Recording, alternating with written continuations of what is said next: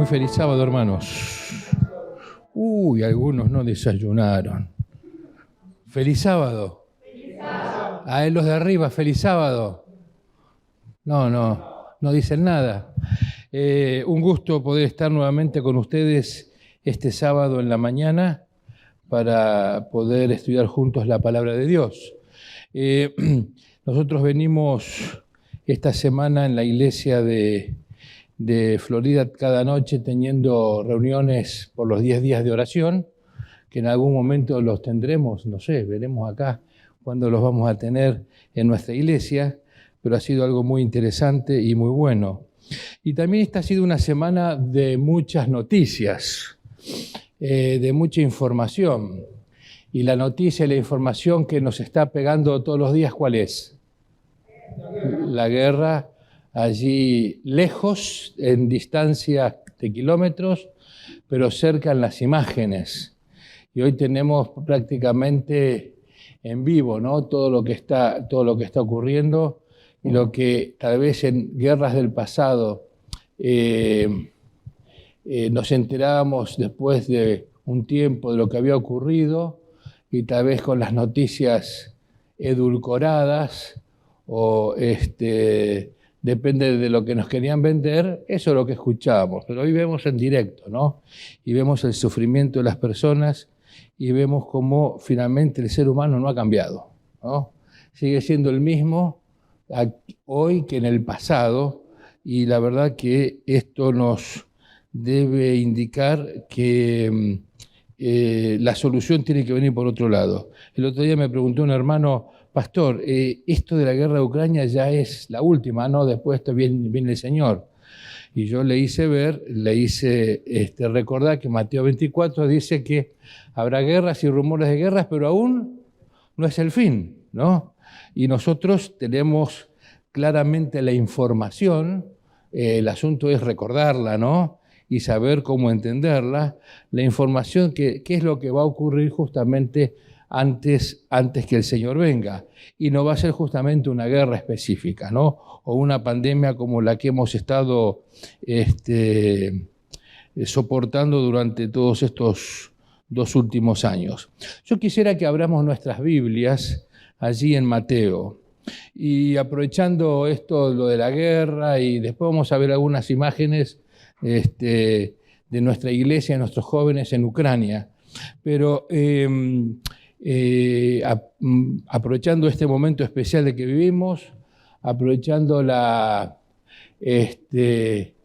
intensidad con que personas defienden sus posiciones, y lo hemos visto esta semana al tratar el Congreso, un tema que ha hecho que algunos estén de un lado, otros de otro, que algunos mostraran su rechazo a través de acciones pugilísticas y de ejercicio de tiro al blanco, ¿no? Como tirar piedras, etcétera, y cosas así. Y uno ha podido ver que finalmente lo que está detrás de todo esto son convicciones,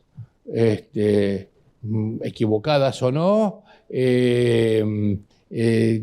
pero convicciones al fin de personas con respecto a lo que cree o a lo que está buscando. La pregunta es, ¿cuáles son nuestras convicciones? ¿Dónde estoy yo parado en esta obra de teatro que es la lucha entre el bien y el mal? ¿Dónde estamos cada uno de nosotros? Nos mezclamos tanto con las cosas que aparecen a nuestro alrededor que finalmente eso es lo que llama nuestra atención o nos lleva realmente a lo que dice la palabra de Dios. Allí en Mateo, el capítulo 24, tal vez para entrar en contexto, en el capítulo 23, Jesús, después de haber hecho la limpieza del templo, la primera vez fue al inicio del ministerio, y ahora al finalizar el ministerio nuevamente vuelve a ir al templo y encuentra que las cosas seguían igual, así que echa a los cambistas, a los mercaderes de ese lugar, y los fariseos, los dirigentes, le preguntan con qué autoridad hacía todo esto, y el capítulo 23 es digamos la expresión de esa autoridad y la manifestación clara, sin ningún tipo de dudas, de que Jesús se manifestaba como el Hijo de Dios.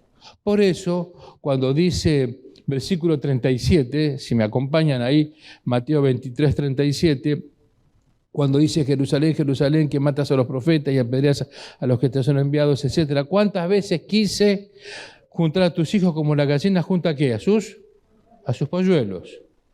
Y no quisiste. Versículo 38. He aquí vuestra casa os es dejada como, dice ahí. Desierta. ¿Qué significa algo desierto? Es algo vacío, ¿no? No estamos hablando del desierto del Sahara, donde hay arena, sino desierto donde no hay personas. En este caso está hablando Jesús que la casa de Dios, el templo, iba a quedar vacío de la presencia de Dios. Y cuando Él se fuera, iba a ocurrir eso. Dice, porque os digo que desde ahora no me veréis. O sea, ahí se identifica Él con Dios mismo, no me veréis hasta que digáis, bendito el que viene en el nombre del Señor. Por eso cuando le preguntaron, Pilato le preguntó a los dirigentes judíos, ¿de qué acusás a este hombre? Es blasfemo, porque blasfemar era hacerse pasar ¿por qué? Por Dios. Y en este versículo él con claridad, y los dirigentes entendieron que así fue, se hizo pasar por Dios.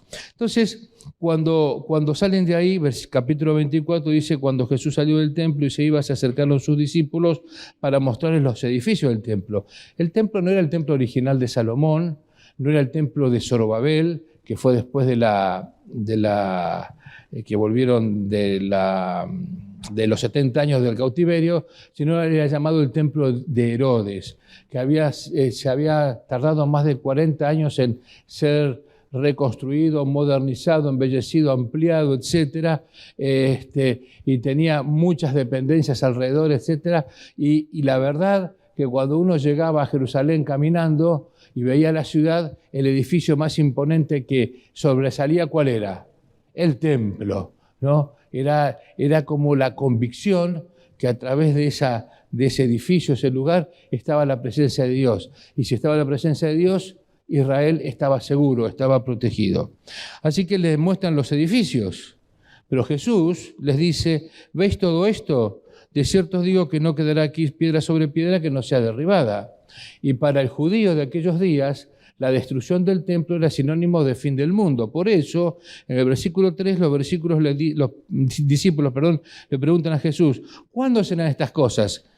¿Cuándo será la destrucción del templo? ¿Cuándo es que no va a quedar piedra sobre piedra? ¿No? ¿Y qué señal habrá de tu venida y del fin del siglo? O sea, remitiendo al versículo 39, ¿no? Bendito el que viene en el nombre del Señor. Los discípulos quedaron pensando, quedaron preocupados. Os respondiendo Jesús le dijo, mirad que nadie os engañe, vendrán muchos a ser mi nombre, os engañarán, oiréis de guerra, rumores de guerra, etc. Y hay un montón de señales que el Señor presenta ahí, pero yo en esta mañana no quisiera que analicemos las señales, que estas son señales externas de la venida de Jesús, señales en las cuales nosotros no tenemos control. No tenemos control en las guerras. No tenemos control en los vaivenes económicos de las naciones. No tenemos control en las pestes, en las epidemias, ¿no? No tenemos ni siquiera control en lo que el pensamiento de alguien puede llegar a desarrollar cuando dice versículo 12, y por haberse multiplicado la maldad, el amor de muchos, ¿qué cosa? Se enfriará, ¿no? Y es cierto, porque cuando uno ve y observa la maldad del ser humano y escucha algunas noticias, inclusive dentro de las personas en general, los periodistas dicen, ¿a dónde vamos a llegar? ¿Qué es esto? Etcétera, ¿no? Entonces, es como uno dice, bueno, ya está todo tan descompuesto, ¿dónde está el Señor? ¿Dónde está Dios el que dice? No sé si ustedes notaron esta semana, el día jueves, en el diario Clarín apareció un dibujito, ¿no? Donde hay una persona en un taxi, ¿no? ¿Saben cómo surgió esto, no? ¿Cómo es la historia? Gracias a un taxista adventista de Tucumán, ¿no? Porque este periodista que dibuja para el diario La Nación vive en Tucumán y se subió al taxi, después él contó en un chat de amigos y tuvo acceso a uno de nuestros compañeros allí de las oficinas de la Unión, dice que estaba yendo con el taxista. Hay un grupo de taxistas adventistas en Tucumán que siempre ponen en el taxi la radio Nuevo Tiempo, ¿no? Y bueno, y hacen contactos, dan el libro misionero, etc. Y cuando comenzó a dialogar con el periodista, él dice, sí, qué barbaridad, y dice, no, pero, y es lo que él dibujó, ¿no? Esto ya está, la guerra no es lo último, lo que va a venir cuando Cristo venga, etc. Es interesante que en el Twitter de este periodista después se encontró que este diálogo con este taxista y dice, me explicó todo esto y la verdad que me dejó peor. Dice, me dejó peor. Claro, te deja peor cuando no tenés esperanza. Te deja peor cuando solamente estamos viendo las cosas de este mundo. Todas estas señales son externas, pero hay una señal que es interna, que nosotros la podemos manejar y controlar. Y yo quisiera que analicemos en esta mañana esa señal que es interna. Y está en el versículo 13, Mateo 24, 13. Dice, mas el que persevere hasta media hora antes del fin, este será salvo. ¿Es lo que dice ahí? ¿Qué dice ahí? El que persevere hasta 5 minutos antes del fin, ¿si no hasta cuándo? Hasta el fin. Y vamos a analizar qué significa perseverar. ¿Qué significa perseverar hasta el fin? Gracias al Señor, Él no nos dejó a oscuras, y en el mismo capítulo, y el capítulo 25, presenta las 4 condiciones para perseverar hasta el fin. Y esas condiciones nosotros las tenemos que cumplir. Podrá haber señales externas, guerras, pestes, hambres, gente que pasa necesidad, etc. Pero finalmente la señal de la venida de Cristo interna es perseverar hasta el fin. Muy bien, vamos al versículo 42. Dice ahí, velar, pues porque no sabéis a qué hora ha de venir, ¿qué cosa? Vuestro Señor. Así que la primera señal o primera condición para perseverar hasta el fin es velar, ¿no? ¿Y qué significa velar? Estar atento. ¿Estar cómo? Durmiendo, ¿no? Estar apercibido. Estar entendiendo el tiempo en que vivimos. Y no pensar de que porque hay una guerra y que es terrible y que es dramático, con eso... Porque a veces, si nosotros confiamos en las noticias del periódico para saber esta es una señal, esta no es una señal, y yo hago ciertos cálculos, lo mismo pasó con la pandemia, ¿no? Surgieron allí algunas teorías interesantes con respecto a que tantos meses después del inicio de la pandemia iba a pasar tal cosa y después de tanto tiempo iba a venir el Señor. Y algunos ya dijeron que el Señor va a venir para el año 2031, para octubre del 2031. Así que tenemos tiempo, ¿no? No tenemos tiempo, porque mi día puede terminar hoy, ¿no? Y el Señor no sabemos cuándo va a venir. Y el Señor no nos ha dicho que tenemos que poner fechas, sino tenemos que estar apercibidos, tenemos que perseverar. Y la primera condición, o por lo menos características de los que perseveran, son los que velan. Pero ¿cómo velan? No haciendo la pregunta, ¿esta guerra es ya lo último? No, dice el versículo 45, ¿quién es pues el siervo cómo? ¿Qué dice allí? Fiel y prudente. O sea, yo tengo que velar con fidelidad y prudencia, o sea, entendiendo el tiempo en que vivimos. ¿Y cómo yo puedo velar con prudencia? ¿Cómo puedo velar con fidelidad? ¿Dónde encuentro la orientación clara para ser fiel? ¿Dónde? En la palabra de Dios. Y como iglesia además tenemos el privilegio que el Señor nos dio la luz menor, que son el espíritu de profecía, para poder entender bien la realidad que está a nuestro alrededor, poder discernir con inteligencia y poder seguir tomando decisiones adecuadas, desarrollando nuestra confianza en el Señor. Así que la primera condición para perseverar hasta el fin, ¿cuál es? Es velar. ¿Con qué? Con fidelidad y prudencia. No yendo detrás de noticias por ahí, como si fuera una cosa interesante. A veces en YouTube, en Internet, muchas personas suben cosas, ¿no? Y algunos piensan que porque hay algo que se subió ahí ya es verdad. Quiero decirles que lo más probable es que no sea verdad. ¿no? Muchas de las cosas que son subidas y que uno puede tener acceso, no siempre eso es como dice allí, ¿no? No siempre está debidamente chequeado. Así que para perseverar hasta el fin tenemos que velar, ¿no? Con fidelidad, con prudencia, estudiando cada día la palabra de Dios, estando queriendo, o sea, preocupado en el buen sentido, ¿no? Organizando nuestra vida para iniciar la jornada, buscando al Señor en oración, estudiando su palabra, poder ir rodeando a nuestro grupo familiar de los, podríamos decir, hoy diríamos en tecnología, los cortafuegos, ¿no? En firewall, que se dice en tecnología, ¿no? Los muros de protección, ¿no? Que nos pueden proteger de las acechanzas del enemigo. Capítulo 25. Allí encontramos, de paso, todo esto fue ahí en el Monte de las Olivas, fue en un solo momento, ¿no? En el capítulo 25 encontramos la primera de las 3 parábolas que se menciona ahí, la parábola de las 10 vírgenes. Y yo he, digamos, resumido esta parábola en una sola palabra. Podríamos decir que acá se habla de la preparación. Esta parábola me habla de la preparación, prepararme. Dice que había 10, la iglesia está representada ¿por qué? Por 10 personas, ¿no? 5 que eran prudentes y 5 que aparentemente a ojos vistas eran todas iguales, ¿no? No se notaban, ante el ojo humano no se notaba la diferencia. La diferencia se notó cuando vino, ¿qué cosa? Las pruebas. Cuando vinieron los momentos difíciles.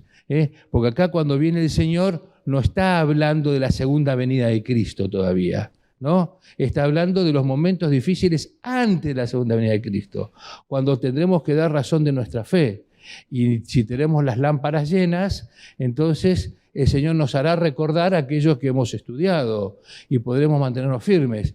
Si estamos medio así nomás y no estamos velando con fidelidad y prudencia, lo más probable que va a ser difícil que hagamos frente a los momentos finales. Esta parábola nos habla de la preparación, ¿no? En realidad, ya en esta parábola encontramos la famosa grieta, ¿no? Vieron que hablamos de la grieta, ¿no? Y la grieta no se desarrolló solamente acá en Argentina. Cuando uno va por ahí en diferentes lugares, también hay grietas. ¿Y saben cuál es la única grieta que nosotros deberíamos tener? Sí o sí. La grieta contra el pecado. La grieta contra aquello que no es correcto. Con claridad, ¿no? La grieta como cuando Daniel y sus amigos dijeron, no nos vamos a contaminar. La grieta cuando José, con la tentación de poder tener ventajas personales, se puso firme y huyó, y eso le trajo al principio una consecuencia negativa, ¿no? Fue llevado a la cárcel, uno dice, Señor, fui fiel, ¿y qué pasó? ¿No? Y acá tenemos en este grupo la grieta de los que están preparados y de la grieta de los que aparentemente están preparados. ¿De qué lado nosotros vamos a estar? Dice, estoy leyendo una declaración del Espíritu de Profecía, dice, se revivirán en el tiempo final antiguas controversias y constantemente surgirán teorías nuevas, pero el pueblo de Dios, el cual mediante sus creencias y su cumplimiento de la profecía ha desempeñado una parte, en la proclamación de los mensajes del primer, segundo y tercer ángel, sabe dónde se encuentra. Tiene una experiencia que es más preciosa que el oro refinado.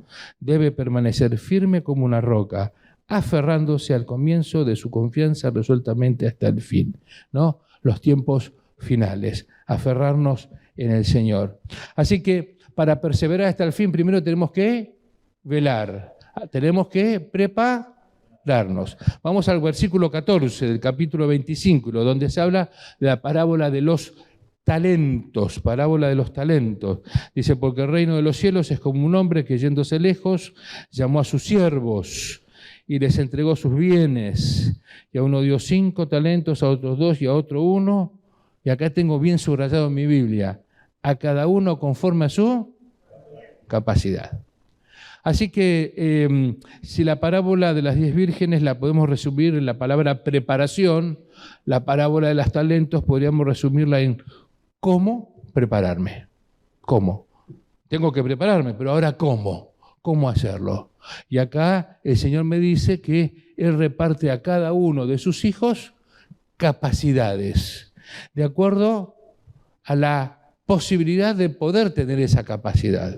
Y hay algunas capacidades que son más visibles que otras, ¿no? Es lindo cuando pasa un cuarteto, alguien toca el piano, tocan música, etcétera, y dar una parte especial para la gloria de Dios. ¡Ay, qué lindo!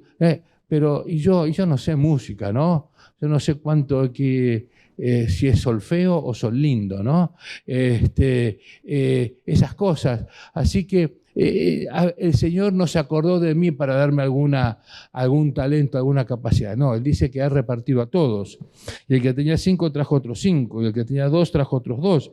Y fíjense que la felicitación del Señor para ellos fue la misma. No es que al de que trajo 5 le dio un nivel más alto de felicitación. Esto es muy humano, ¿no? Poder categorizar los logros de las personas. Y este llegó al logro tal, y este tal, y este tal. Y entonces parece que el que llegó más arriba es más importante que el que llegó un poquito más abajo. Pero en realidad, ¿qué cosa? ¿Llegaron? Todos. El tema no es quién llegó primero, sino el tema es qué cosa. Es llegar. Ese es el sistema que tiene el Señor, que todos podamos llegar. Algunos irán más rápidos, otros iremos más lentos, pero el asunto es poder llegar. Otra declaración que quiero compartir, dice, Cristo les ha dado a todos los seres humanos a su obra, y debemos reconocer la sabiduría de su plan para nosotros mediante una cordial cooperación con Él. La verdadera felicidad solo se encuentra en una vida de servicio. El que vive una vida inútil y egoísta es desgraciado, está insatisfecho y consigo mismo y con todos los demás. Las personas, miembros fieles y consagrados, usarán gustosamente sus dones más elevados en el servicio más humilde. Se dan cuenta de que el verdadero servicio significa ver y ejecutar los deberes que el Señor señala. Así que, para perseverar hasta el fin, una señal interna de cada uno, que cada uno sabe, no tenemos que compararnos entre nosotros. Para perseverar hasta el fin hay que velar con fidelidad y prudencia, hay que prepararme y hay que saber cómo prepararme. Y la mejor forma de prepararme es compartir aquello que Dios me dio, esa capacidad, ¿no? Y fíjense que cuando nosotros ponemos nuestras capacidades al servicio del Señor, normalmente cuando uno hace un buen trabajo o después de un año de labores en la empresa, en el lugar donde uno está, dice, tenés unas merecidas, ¿qué cosa? Vacaciones. Merecidas o inmerecidas, pero a veces las tenemos, ¿no? Vacaciones. ¡Ah, qué bueno! Y el Señor también le da unas merecidas vacaciones al cristiano, ¿no? ¿O cómo es el sistema del Señor? Fíjense que al que tenía 5 talentos y trajo otros 5, ¿qué premio le dio? Al buen trabajador el Señor le da ¿qué cosa? Más trabajo, porque dice, al que tenía un talento y lo había enterrado, dice, entrégueselo al que tiene 10, ¿no? En otras palabras, cuando colocamos nuestras capacidades al servicio del Señor, el Señor las va desarrollando, las va multiplicando, nos va dando inclusive ideas, conocimientos, sabiduría, el discernimiento necesario para poder ser más útil en la causa del Señor. Y finalmente, el Señor Jesús le dice a los discípulos, y nos dice a nosotros al final del capítulo 25 de Mateo, versículo 31, ahí se titula El juicio de las naciones. Y yo lo subtitulé, ¿para qué prepararnos? Si yo tengo que prepararme, si ya sé cómo prepararme, la pregunta es, ¿para qué lo voy a hacer? ¿No? ¿Para qué? Y hay algunos hermanos cuando leen esto piensan que es solamente para las hermanas que trabajan en ASA, y no es así, ¿no? Es para todos. Dice, cuando el Hijo del Hombre venga en su gloria y todos los santos con él. Acá está hablando ahora sí. En la parábola de las 10 vírgenes todavía no viene Jesús, pero en esta sí viene, ¿no? Serán reunidos delante de él todas las naciones y apartará los unos a los otros, como aparta el pastor las ovejas de los cabritos, y pondrá unos a la derecha y otros a la izquierda. Y a los de la derecha le dice, venid bendito es mi Padre, porque hiciste esto, esto, esto, esto. ¿Y cuándo lo hicimos? Cuando me lo hiciste a uno de mis pequeños, o sea, cuando tuviste la capacidad y la sensibilidad ahora de fijarte por el otro, ¿no?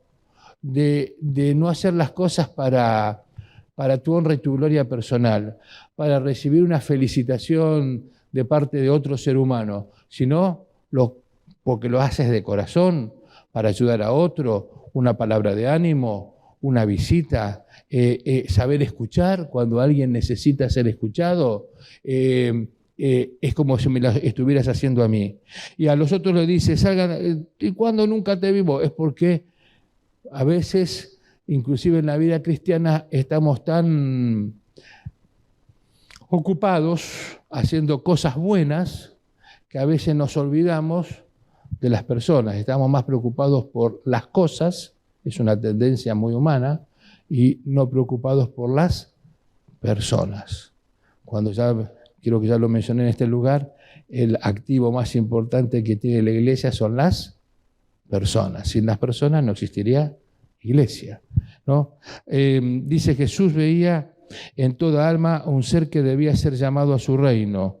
Podemos ya ir poniendo el PowerPoint, por favor, en la primera imagen. Alcanzaba el corazón de la gente, yendo entre ella como quien desea su bien. La buscaba en las calles, en las casas privadas, en los barcos, en la sinagoga, a orillas del lago, en la fiesta de bodas. Se encontraba con ellas en sus ocupaciones diarias y manifestaba interés en sus asuntos seculares, seculares. Llevaba sus instrucciones hasta la familia, poniéndola en el hogar, bajo la influencia de su presencia divina. Su intensa simpatía personal le ayudaba a ganar los corazones. Con frecuencia se dirigía a las montañas para orar en la soledad, pero esto era en preparación para su trabajo entre las personas en la vida activa. De estas ocasiones salía para aliviar a los enfermos, instruir a los ignorantes y romper las cadenas de los cautivos de Satanás. Deseo de toda la gente, página 125 y 126. Vamos a ver algunas imágenes, porque nosotros estamos leyendo las noticias, nos asustamos, etcétera, pero después seguimos con nuestra vida diaria, ¿no? Tal vez compartir un poquito de lo que nuestros jóvenes, nuestra iglesia, de paso, el sábado pasado las iglesias, nos informaron ayer, todas las iglesias en Kiev, en la capital de Ucrania, que es una de las zonas más afectadas, estuvieron abiertas recibiendo a personas, ¿no? Aquellos que querían ir, ¿no? Ahí hay un grupo de jóvenes preparando alimentos.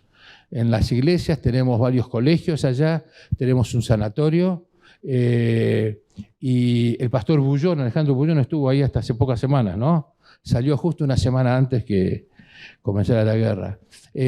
Nuestros jóvenes ahí colaborando, allí, algunos ya vieron estas fotos porque les ha llegado por diferentes medios, ¿no? Preparando alimentos. Pero ahora no solamente los preparan, sino ¿qué cosa? Los comparten eso, mientras caen las bombas por ahí, ¿no? Y están pasando lo que todos estamos conociendo, ¿no? Compartiendo el alimento, pero también están compartiendo ¿qué cosa? El mensaje, ¿no? Ahí con libros, algunos tienen el libro misionero como esta señora, ¿no? Compartiendo el mensaje. Y si ellos lo están haciendo en momentos de dificultad, nosotros también podemos hacerlo en este momento todavía de paz que estamos viviendo, que estamos disfrutando.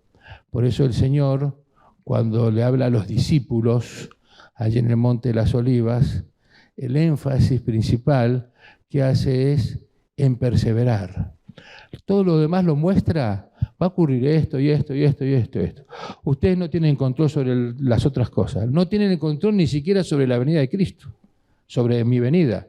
Ustedes no saben cuándo va a ocurrir, pero ustedes sí pueden tener el control en la perseverancia. Eso es lo que yo les dejo a ustedes, ¿no? La capacidad de elegir, el libre albedrío, el respeto que Dios tiene por cada una de las personas para que puedan tomar las decisiones.